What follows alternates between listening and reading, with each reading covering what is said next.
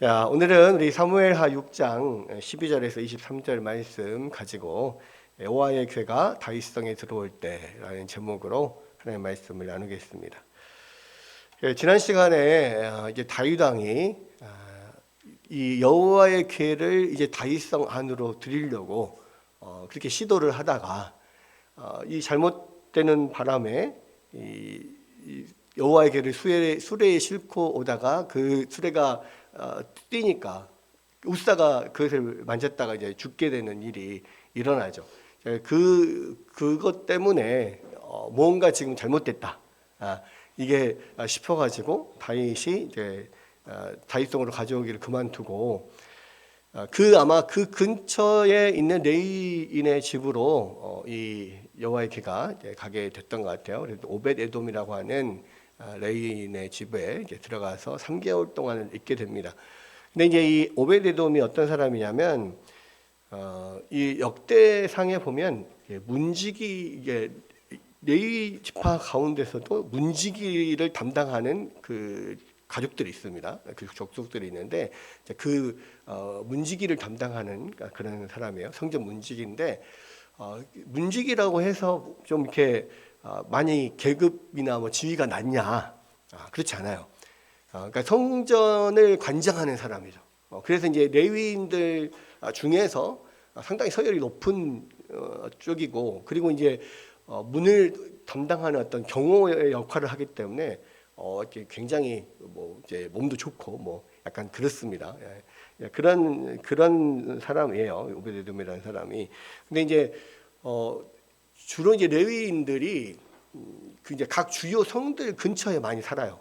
특별히 이제 예루살렘 성 근처에도 많이 삽니다. 왜냐하면 이제 지금 현재는 예루살렘 성전이 세워져 있지 않은데 예루살렘 성전이 세워지면 이 레위인들이 제사장들과 레위인들이 그 순서를 이렇게 나눠서 뭐 24반차에 따라서 제사장들 레위인들이 계속해서 번갈아 가면서 성전에 들어가서 섬겨야 되기 때문에 예루살렘 성 주변에 레위인들이 많이 있습니다. 그 중에 한 사람이 오벳에돔이라고 하는 사람인데, 그 오벳에돔의 집에 이제 한 석 달 동안을 여호와의 괴가 머무르고 있어요. 그런데 이제 11절에도 보면 석 달 동안 그 오벳에돔의 집에 있었는데 여호와께서 오벳에돔과 그 온 집에 복을 주셨다 그랬거든요. 그러니까 지금 아마 다윗의 입장에서는 굉장히 충격적인 사건이었죠. 왜냐하면 뭐 이렇게 정말로 어떤 하나님을 간절히 사모하고 하나님의 여호와의 괴가 예루살렘 안으로 들어와야만 사실 하나님이 우리와 함께 하신다라고 하는 어떤 그런 어떤 신뢰가 있고 막 이렇게 되는 건데, 여호와의 괴 자체가 하나님의 임재의 상징이잖아요. 근데 그 하나님의 발등상이라고 보통 하고 하나님 임재의 상징인 그 여호와의 괴가 예루살렘 안에 들어와 있지 않으면 이 이스라엘과 함께 하지 않는다는 그런 느낌이 강하게 지금 있는 거죠. 그래서 이제 하나님이 우리 이스라엘 가운데 중심에 계시기를 원하고 하나님과 함께 하기를 원하는 마음으로 여호와의 괴를 지금 드렸는데, 그 드리는 도중에 지금 이 문제가 생겨가지고 이제 잠깐 멈췄단 말이에요. 만약에 하나님이 이 일을 기뻐하셨더라면 그 여호와의 괴를 운반하다가 우사가 죽지 않았을 거란 말이에요. 근데 뭔가 문제가 있으니까 지금 우사가 죽은 거예요. 그러니까 여러 가지 고민들을 많이 했어요. 근데 이제 3개월 동안을 이렇게 지켜봤는데 3개월 동안 보니까 그 여호와의 괴가 머무른 곳에 오벳에돔의 집에 엄청나게 많은 복이 임했다는 것을 알 수가 있어요. 근데 여기서는 이제 어떤 복이 임했는지 구체적으로 나오진 않았지만 이 역대상에 보면 이제 역대에는 많은 계보가 나오거든요. 근데 많은 계보 중에서 특별히 오벳에돔의 계보를 다루면서 역대에서 특별히 그 이야기를 언급해요. 오벳에돔의 집은 하나님의 복을 받아가지고 그 자손의 수가 많았다 이렇게 나오거든요. 그러니까 아마도 지금 이제 오벳에돔과 오벳에돔의 집에 복을 주셨다는 게 그 안에 뭐 자녀들도 엄청나게 이 석 달 안에 많이 낳고 뭐 막 다 임신도 하고 뭐 자기 안에 그 뭐 가축들이라든지 또 소산이라든지 이런 것들이 굉장히 많아지고 이제 이런 일들이 일어나면서 이제 그거 자체가 이제 하나님이 그 여호와의 괴가 임한 그곳에 복을 주신다라고 하는 증거잖아요. 그러니까 이제 이 오벳에돔과 오벳에돔의 집에 이 여호와의 괴가 머물렀을 때 하나님 복을 주신 것처럼, 그러면 그 여호와의 괴가 다윗의 집에, 다윗 성에 거하면 다윗과 그 다윗에 속한 모든 나라 이스라엘에 하나님이 복을 주시겠구나라고 하는 하나의 증거가 되는 거죠. 그리고 하나님이 지금 이제 왜 진노하셨는가에 대한 조사를 아마 3개월 동안 계속 했던 것 같아요. 그러다 보니까 이제 이 여호와의 괴는 그냥 수레에다가 이렇게 모시는 게 아니라 레위인들, 고앗 자손들을 통해서 어깨에 메고 움직이게 돼 있다는 사실을 알게 되는 거죠. 그 3개월이 그래서 과연 이 여호와의 괴가 임했을 때 하나님의 복이 임할 거냐를 확인하는 시간도 됐고, 또 그 여호와의 괴를 제대로 운반하는 방법에 대해서 성경에 확인을 하고 연구하는 그런 시간들이 된 거죠. 그래서 이제 3개월이 지났을 때 어떤 사람이 다윗에게 이야기를 하되, 여호와께서 하나님의 괴로 말미암아서 오벳에돔의 집과 그의 모든 소유에 복을 주셨다라고 하는 말을 듣고 이제 다윗이 가서 하나님의 괴를 기쁨으로 메고 오벳에돔의 집에서 다윗성으로 올라갔다. 그렇게 되어 있습니다. 그러니까 지금 이제 그 모든 것을 확인하고 이제 드디어 다시 이 여호와의 괴를 이 다윗성으로 모셔 드리는 그런 가운데 있는데, 이번에는 조금 달라요. 다윗이 이 굉장히 그 하나님 앞에서 기뻐하면서 즐거워하면서 그렇게 이 여호와의 괴를 운반을 하는데, 여기서 보면 다윗이 하나님의 괴를 기쁨으로 메고 그랬는데 실제로 다윗이 메는 것은 아니에요. 그러니까 다윗이 그 전체를 주관하되 이 레위인들이 메고 지금 움직이는 거죠. 그리고 이제 여기서도 보면 이 13절에 여호와의 괴를 맨 사람들이, 그러니까 다윗이 맸다 그랬는데 13절에서는 여호와의 괴를 맨 사람들이 따로 있다고 지금 이야기를 하는 거잖아요. 그죠? 그러니까 레위인들이 지금 매는 거죠. 이 사람들이 6걸음을 가매 다윗이 소와 살진 송아지로 제사를 드리고 그랬습니다. 여기서도 다윗이 제사를 드렸다고 하는데, 사실은 다윗이 드렸다기보다는 제사장들이 아마 드렸을 거라고 생각이 됩니다. 그 모든 것을 지금 다윗이 맨 앞에 앞장서서 지금 전체를 주관을 하고 있는 거죠. 근데 여기에서 두 가지의 어떤 다윗의 마음이 나타나는 거예요.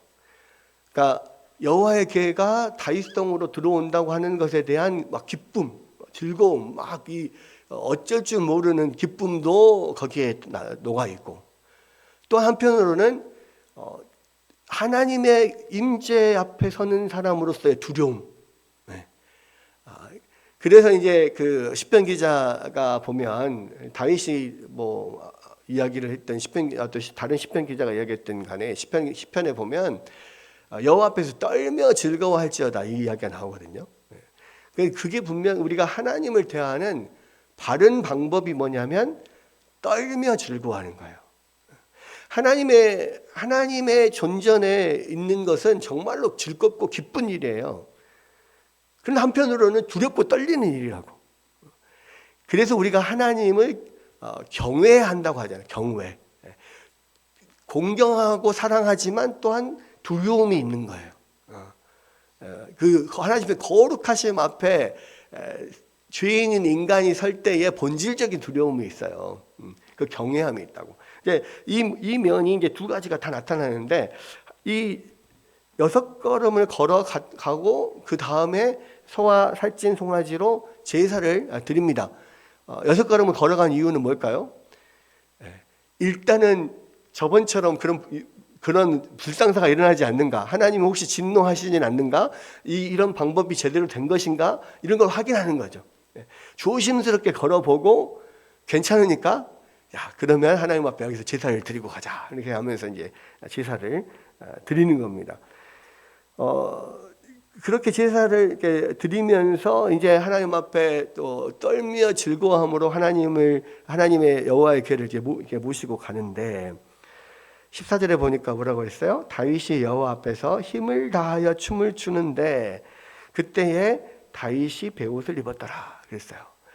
여기서 이제 그 여호와 앞에서 다윗이 막 엄청 기뻐서 춤을 춥니다. 근데 이 춤을 춘다는 이 동사가 어떤 동사냐면 빙글빙글 돌면서 춤을 추는 거예요. 돌면서 스피닝이죠, 스피닝. 이게 춤을 추는데 막 빙글빙글 돌면서 추는데 그것을 하염없이 춰요, 하염없이. 언제까지 췄는지는 모르겠습니다. 근데 아마 이 예루살렘의 정한 장소에 도착할 때까지 아마 계속 이렇게 했던 것 같아요. 그것도 힘을 다하여서. 그러니까 하나님 앞에 막 춤을 추는데 힘을 다하여서 이 막 뱅글뱅글 돌면서 이렇게 막 추니까 얼마나 막 옷들이 이렇게 나부끼고 이게 막 다 속이 다 비치고 드러나고 막 그러겠죠.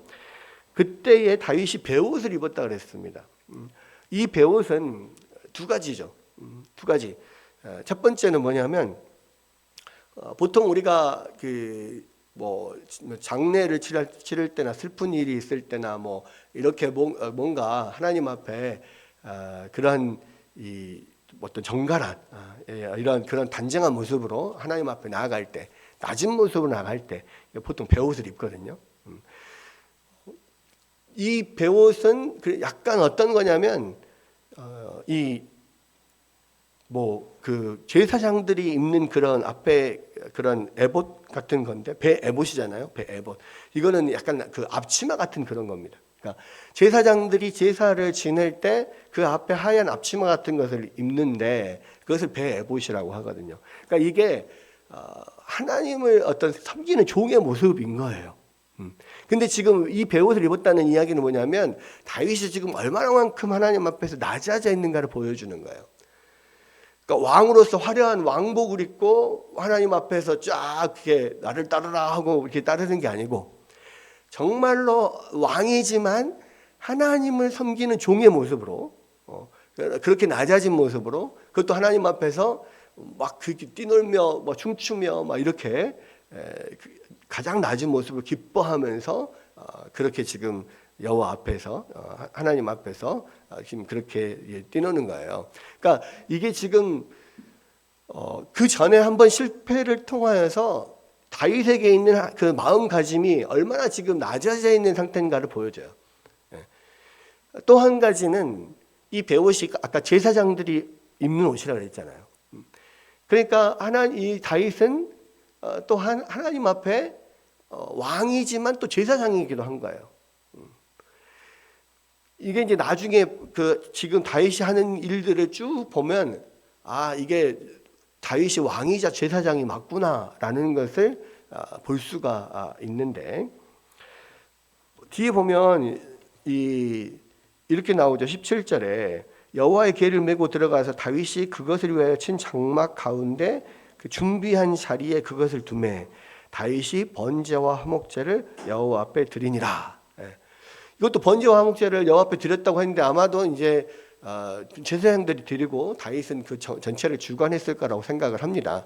그런데요, 재밌는 것은 그렇게 또 다윗이 번제와 화목제를 드렸죠. 그리고 나와서 번제와 화목제를 드리기를 마치고 만군의 여호와의 이름으로 백성에게 축복을 했어요. 이게 뭐냐면 제사장들이 이 제사를 드리고 나와서 백성에게 축복하는 그거하고 똑같은 지금 일을 하고 있는 거죠. 그 다음에 모든 백성에게 이스라엘 무리들에게 남녀를 막론하고 떡 한 개와 고기 한 조각과 건포도 한 덩이씩을 나누어 주매 모든 백성이 자기 집으로 돌아가니라 그랬거든요. 화목제물을 드리고 나서 그 화목제물을 함께 제사를 드리는 사람들이 다 나눠 먹습니다. 근데 그 나눠주는 일을 누가 해요? 제사장이 하는 거거든. 그러니까 지금 이제 여기서 정말로 이 다윗이 제사장으로서 그렇게 본인이 직접 제사를 드렸냐? 뭐 그건 아닐 수도 있어요. 그럼에도 불구하고 지금 제사장이 하는 모든 역할을 다윗이 다 하고 있어요. 그러면 여러분 생각해 보십시오. 아니, 그럼 사울하고 다윗이 다를 게 뭐가 있어요?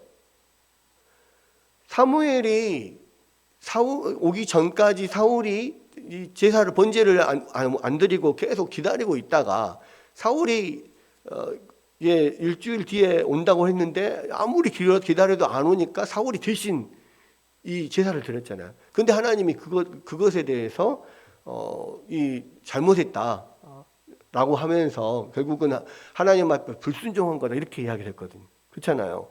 근데 여기서 보면 다윗이 지금 제사를 드리고 번제와 화목제를 드리고 또 나와서 제사장처럼 축복을 하고 그 제물을 함께 나눠주고 제사장이 하는 역할을 지금 다 했단 말이에요.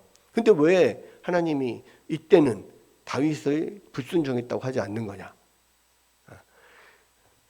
물론 이때는 사무엘 선지자가 와서 기다려라 이런 말을 안 했으니까 괜찮아요. 뭐 이렇게 이야기할 수도 있겠죠. 그런데 다윗은 좀 특별한 존재예요. 왜냐하면 이 일을 행하고 있는 이곳이 어디냐면 예루살렘이잖아요. 예루살렘은 창세기에 보면 가장 먼저 예루살렘 왕으로 등장한 사람이 있습니다. 생각나시나요?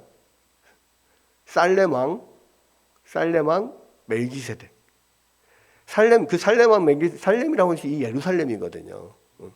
살렘 왕 멜기세덱이 어떤 사람이냐면 왕이자 제사장인 사람이었어요. 그렇죠? 그래서 아브라함이 그 살렘 왕 멜기세덱에게 11조를 드리고 그 멜기세덱은 그것을 받고 축복을 하고 왕이자 제사장인 사람이었는데 지금 이 예루살렘에서 하나님 앞에 하나님이 세우신 그런 하나님의 그런 세우신 신실한 하나님 나라의 왕으로서 다윗이 서 있는데 그 자리가 왕이자 제사장인 자리란 말이에요. 그래서 시편에 보면 이렇게 기록이 되어 있는데 이 시편에 네가 멜기세덱의 반차를 따른 제사장이다 이렇게 지금 이야기를 해요. 그게 이제 히브리서에서는 예수 그리스도에 대한 예언이다 이야기를 하는데 사실은 예수 그리스도에 대한 예언이기도 하지만 직접적으로는 다윗에 대한 이야기거든요. 그러니까 시편에 나오는 모든 이야기들이 사실 다윗의 시들이 많고 다윗이 하나님께 받은 이야기들이 많잖아요. 근데 그게 지금 시편 110편에 나오는 이야기입니다. 110편 4절에 여호와는 맹세하고 변하지 아니하리라 이르시기를 너는 멜기세덱의 서열을 따라 영원한 제사장이라 하셨도다 그랬거든요. 그러니까 뭐 궁극적으로는 예수 그리스도가 왕이자 제사장이시지만 그 전에 이미 다윗도 멜기세덱의 반차를 따른 그런 왕이자 제사장으로서의 역할을 하셨다는 거예요. 네. 그래서 그 멜기세덱의 반차를 따른 왕이자 제사장의 역할이 다윗이 했던 것처럼 다윗의 후손으로서 메시아이신 예수님이 그 역할을 하게 된다는 것을 보여주는 거죠. 미리 보여주는 거죠. 그래서 지금 다윗이 여기에서 왕이지만 제사장으로 역할을 지금 계속 하고 있는 것이고 그거에 대해서 하나님이 잘못했다고 말하지 않는 거예요. 그런 면이 사울하고 다른 면이죠. 그래서 이 사울의 나라와 이 다윗의 나라가 지금까지 계속 사무엘 상에서부터 시작해서 계속 비교되어 오고 있는 겁니다. 그러면서 이제 여기에서 이 모든 이 다윗과 함께하는 모든 백성들이 막 즐거워하면서 하나님 앞에서 나팔을 불고 춤을 추면서 여호와의 궤를 메워와서 그 지정된 장소에다가 여호와의 궤를 안치를 한단 말이에요. 그 전까지는 그러니까 지금은 이 일이 굉장히 상징적인 어떤 일인데 사무엘의 시대에 지금 여호와의 궤가 성막을 떠난 지 오래됐어요. 그렇죠? 원래 실로에 성막이 있었는데 지금 홈리와 비느하스가 그 언약궤를 메고 블레셋과의 전투에 나갔다가 언약궤를 뺏기잖아요. 그리고 이제 블레셋에서 이제 막 언약궤가 돌아다니면서 블레셋 사람들에게 엄청난 재앙을 내려서 결국에는 블레셋 사람들이 돌려보냈는데 그 언약궤가 성막으로 가지 못하고 지금 계속 이 성막 밖에 지금 있었단 말이에요. 그리고 실로에 있는 성막은 사실 이제 흐지부지 돼버렸어요. 그런 상황에서 지금 하나님의 정확하게 그 이스라엘 백성의 한 가운데에 임재해 계셔야만 하나님의 온전한 나라가 되는 건데, 그러니까 그 하나님의 나라가 지금 온전한 하나님의 임재가 없는 그러한 상태에서 사울이 그 나라를 다스리면서 또 하나님의 뜻대로 다스린 게 아니라 자기 마음대로 다스렸단 말이에요. 그러니까 이게 하나님의 나라가 제대로 된 하나님의 나라가 지금 아닌 상태인 거예요. 근데 이제 다윗의 대에 와서 이제는 하나씩 제대로 된 하나님의 나라가 되어가는 겁니다. 그래서 가장 먼저는 예루살렘, 그 아브라함의 언약이 있는 그 예루살렘을 이 다윗이 여부수 족속으로부터 빼앗아서 하나의 수도로 만들었죠. 거기에다가 이제 다윗성을 짓고 거기 오르날의 타작마당이라고 하는 곳, 그러니까 모리아산, 옛날에 아브라함이 이삭을 바쳤던 그곳에 이 장막을 펼칩니다. 그리고 이제 이 하나님의 궤가 드디어 그 장막 안에 들어옴으로써 이제는 정말로 이스라엘의 중심에 하나님이 자리 잡는 하나님의 나라가 제대로 된 하나님의 나라가 이루어지는 거죠. 그러니까 하나님의 왕으로서 지금 이 이스라엘의 중심에 자리 잡는 거예요. 그래서 지금 다윗성 예루살렘을 보면 이 장막이 있는 이곳, 언약궤가 임하는 이곳이 바로 실질적인 왕이신 하나님의 보좌에 지금 하나님께서 등극하시는 것이고, 그 모리아산 바로 밑에 조그만 시온산이 있잖아요. 거기에 다윗성이 있습니다. 그렇죠? 그러니까 하나님의 왕이시고 그 보이지 않는 하나님을 대리하는, 하나님을 대신 다스리는 하나님의 세우신 왕으로서 다윗이 거기에 존재하게 되는 거죠. 그래서 지금 여기에 보면 뭐라고 돼 있냐면 이 하나님의 그 왕 다윗이 하나님 앞에서 여기서 보면 왕으로서 어떤 위엄을 나타내고 왕으로서 어떤 그런 화려한 모습을 보이기보다는 참된 왕이신 하나님 앞에서의 일개의 종, 그런 사람의 대표로서 섬기는 종의 모습으로 지금 하나님을 지금 다윗성으로 모셔오는 거예요. 좀 그렇게 해서 완전하게 이제 하나님을 다윗성으로 모셨습니다. 그것을 또 모든 족속들이 함께 즐거워하고 기뻐하는 거죠. 15절에 보면 다윗과 온 이스라엘 족속이 즐거이 환호하며 나팔을 부르고 여호와의 궤를 메어왔다 그랬습니다. 근데 이제 문제는 뭐냐면 다윗과 모든 이스라엘 백성들은 즐거워하고 기뻐하는데 딱 한 사람 미갈만이 그 즐거움에 동참하지 못하고 있는 거예요. 참 안타까운 일인데 보십시오. 16절에 보면 지금 다윗과 온 이스라엘 족속들이 막 즐거이 환호하면서 여호와의 궤를 메어왔는데 16절에 여호와의 궤가 다윗성에 들어올 때에 사울의 딸 미갈이 창으로 내다보다가 다윗 왕이 여호와 앞에서 뛰놀며 춤추는 것을 보고 심중에 그를 업신여기니라. 다윗과 그 모든 이스라엘 백성들은요 여호와의 궤만 눈앞에 보여요. 그러니까 다윗이 진짜로 왕인데도 불구하고 왕복을 벗고 그런 제사장의 옷 또는 종애로서 섬기는 옷, 이런 옷을 입고 막 온 힘을 다해서 막 이 빙빙 돌면서 춤을 추는데 다른 백성들은요 그 모습을 보면서 어메 왕이 왜 저래? 채신머리 없이, 이렇게 생각하는 사람이 아무도 없었단 말이에요. 같이 환호하면서 같이 즐거워하면서 막 같이 춤을 추면서 여호와의 궤를 환영하고 그렇게 그 앞에서 뛰어놀았어요. 그런데 미갈은 그 행렬에 끼지도 않을 뿐더러 다윗성에서 내려다보고 창으로 내다보는 거예요. 그 행렬에 끼지도 않아. 그냥 먼 산 구경이에요. 들어오는 것을 이렇게 보는데 여호와의 괴가 들어오는 기쁨에 동참하는 게 아니라요. 그 앞에서 그냥 채신머리 없이 그냥 막 빙빙 돌면서 춤추고 있는 다윗 왕이 눈에 보이는 거예요. 이게 참 비극입니다. 비극. 그러니까요. 관점의 차이입니다.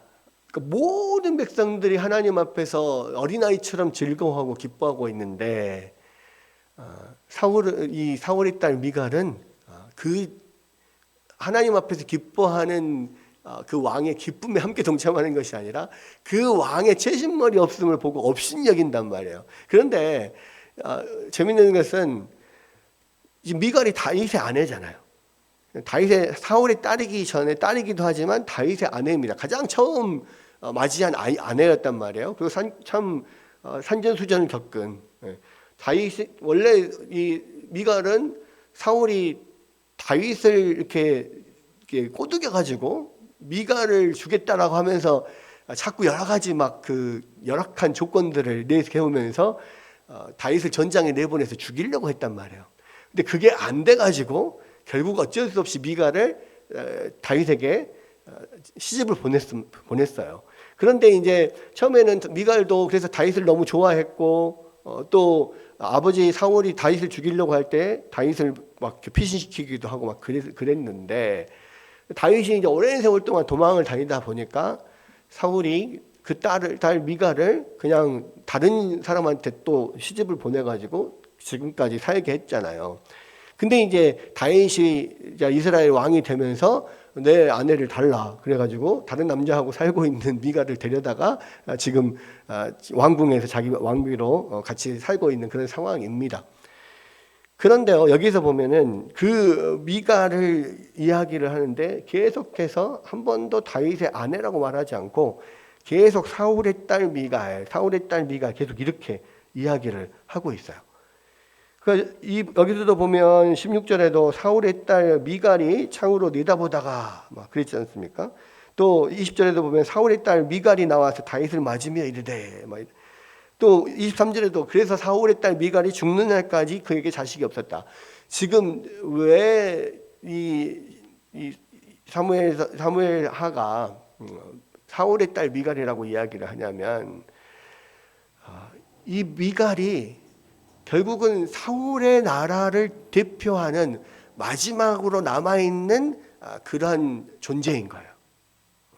그러니까 다윗의 집의 사람들은 모두가 지금 하나님 앞에서 기뻐하고 즐거워하고 있어요. 정말 하나님 앞에서 어린아이처럼 종이 되어서 막 즐거워하고 있다고. 그런데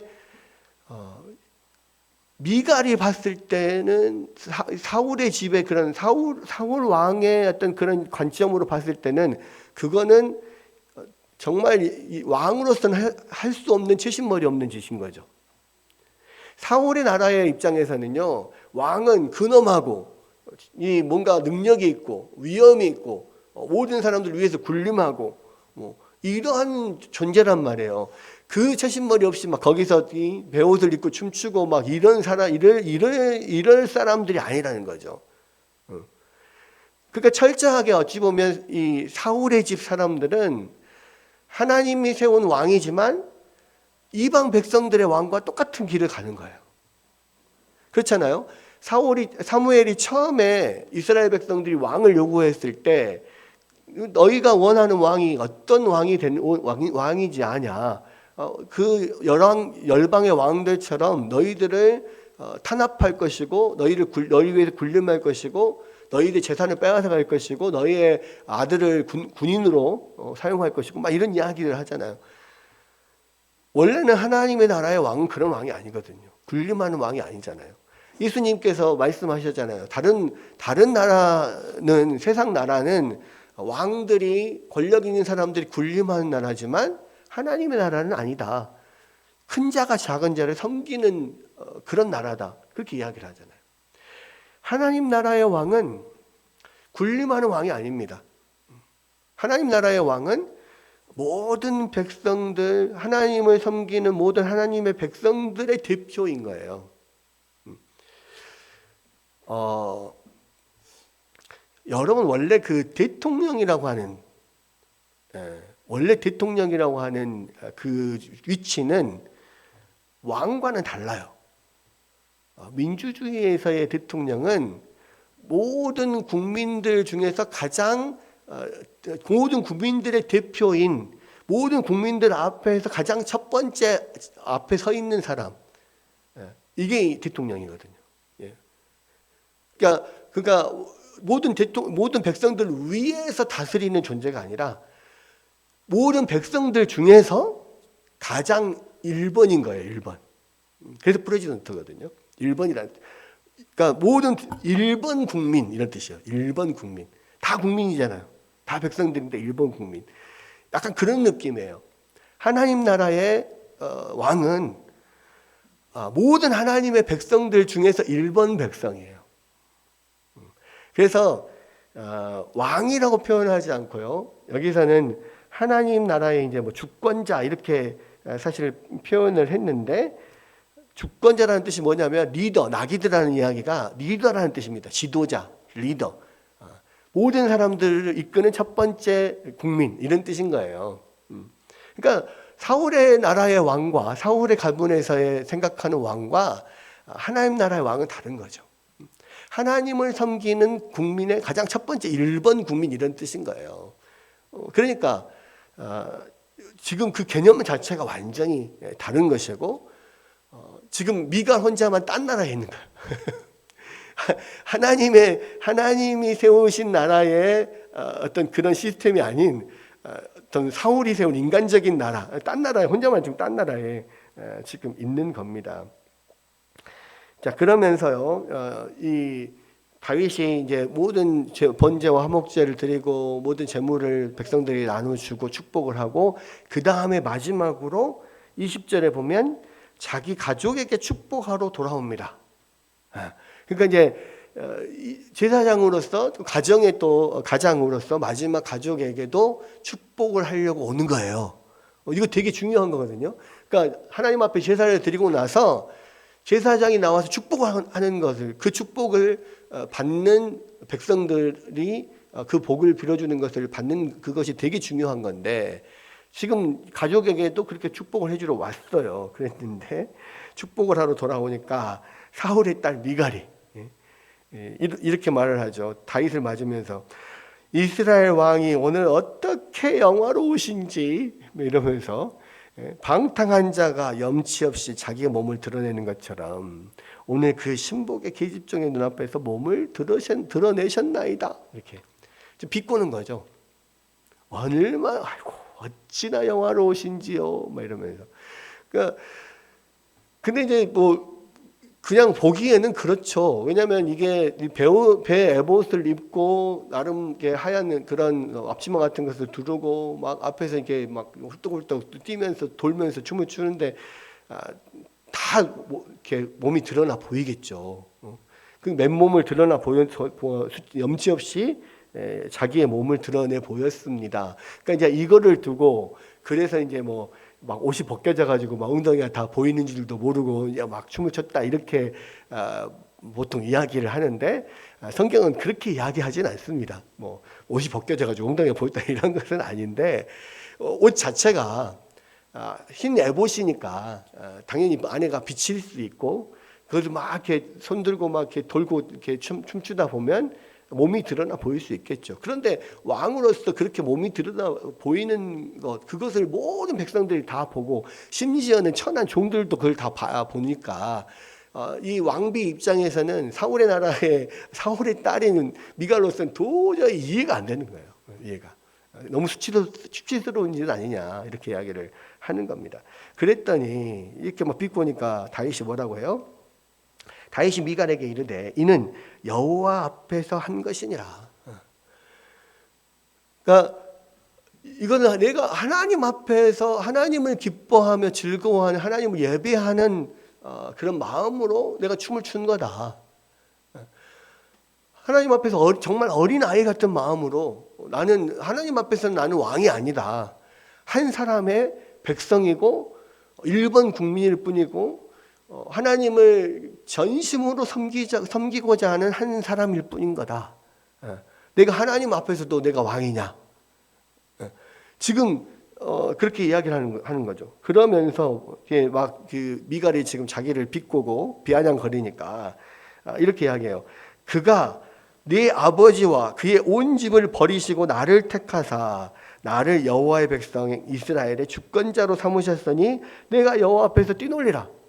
그러면서 아니 그 하나님이 너와 너의 아버지 집 다 버렸잖아. 그 버리고 나를 택하신 거 아니야. 그러니까 이제 미갈이 막 이렇게 비꼬면서 이야기하니까 다시 이제 약간 되돌려 주는 거죠. 그런 하나님이 너희가 그렇게 하나님 앞에 대대하게 구니까 하나님 너희들을 버리신 거 아니냐. 나는 그 은혜가 너무 감사해서 만약에 하나님께서 이런 은혜를 계속해서 나에게 주신 그런 상황이라면 나는 다시 이런 일이 일어나도 영원토록 하나님 앞에 뛰는 것이다. 지금 그렇게 이야기를 하는 겁니다. 이거는 내가 하나님 앞에서 하는 것이지 사람 앞에서 한 거 아니고 다른 사람의 눈에 특히 당신의 눈에 어떻게 보일지 모르지만 하나님의 눈에 보이시기에는 하나님이 정말 기뻐 받으셨을 거다. 이제 이런 이야기를 하는 거죠. 그러면서 결국은 내가 이보다 더 낮아져서 스스로 천하게 보일지라도, 그러니까 하나님 앞에서 더한 것도 할 수 있다는 거죠. 그러나 네가 말한 바 계집종에게는 내가 높임을 받으리라. 그러니까 그것을 이해하지 못하고 나를 타박하는 너에게는 하나님이 내가 높임을 받도록 하실 거다. 이렇게 이야기를 하면서 결과적으로는 네가 맞냐 내가 맞냐 볼까?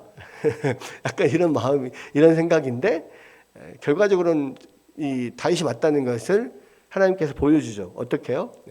그 뒤로 사울의 딸 미갈이 죽는 날까지 자식이 없어요.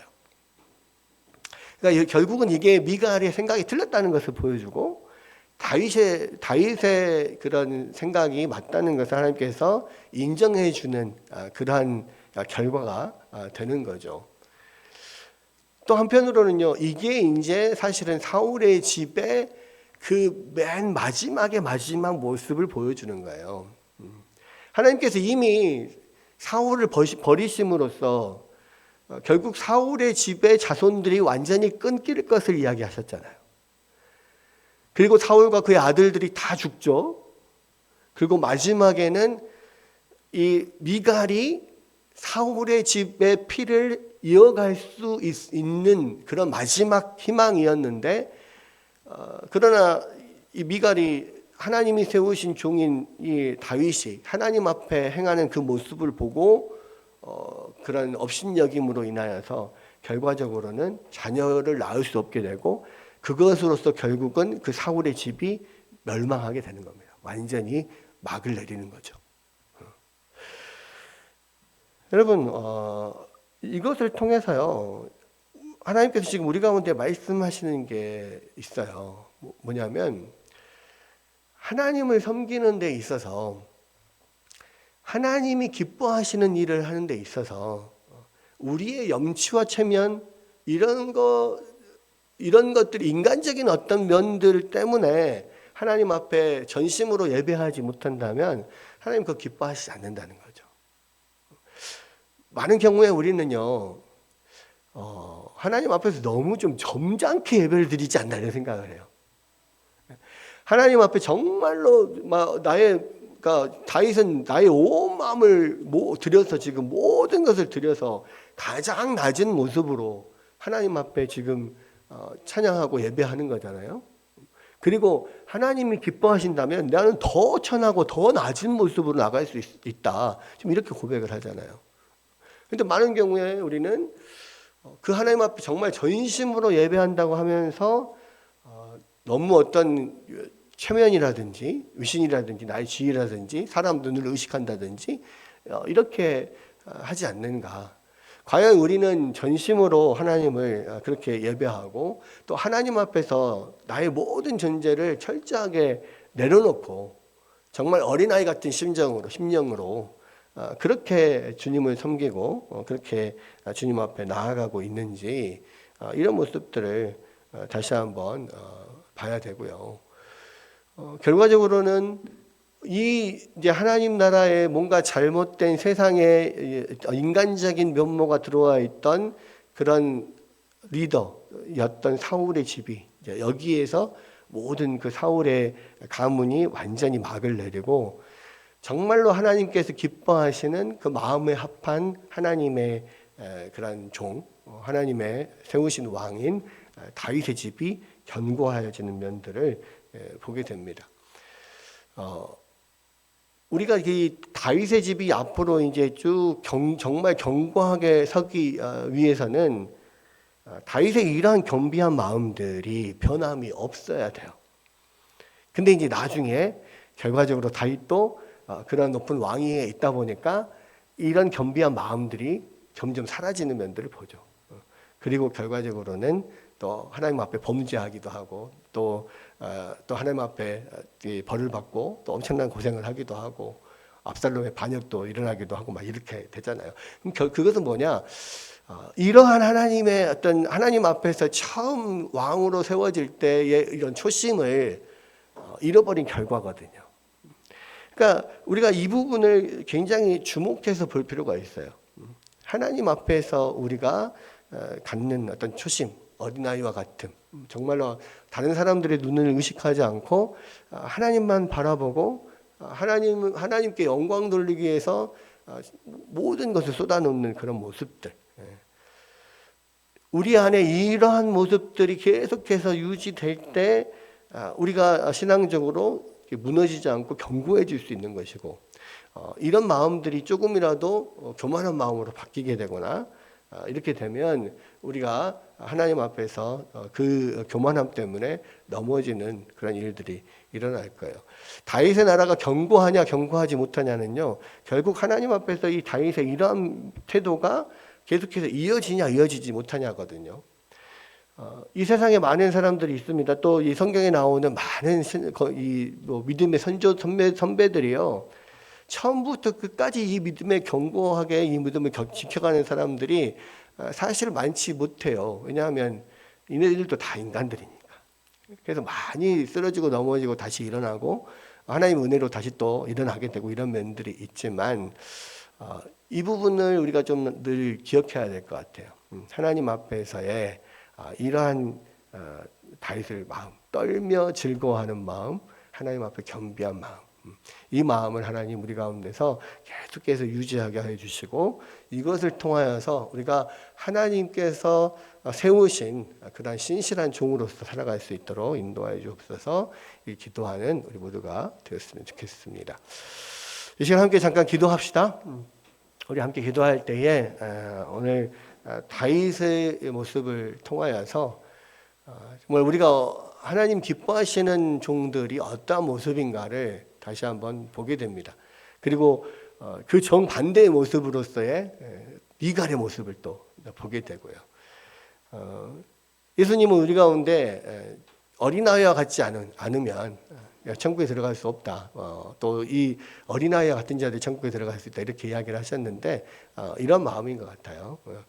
이 다윗의 마음처럼 하나님을 떨며 즐거워하며 또 늘 하나님 앞에서 겸비함으로 또 초심을 유지해가며 그렇게 주의 뜻을 이루는 우리 모두가 되도록 하나님, 우리의 믿음이, 우리의 첫 마음들이 변함없이 끝까지 지속될 수 있도록 인도하여 주시옵소서. 함께 기도하고 우리 모든 가족들, 우리 모든 교회가 정말 그렇게 하나님을 또 전심으로 섬기는 가족들, 또 교회가 될 수 있도록 인도해 달라고 이 시간 함께 합심하여 기도하겠습니다.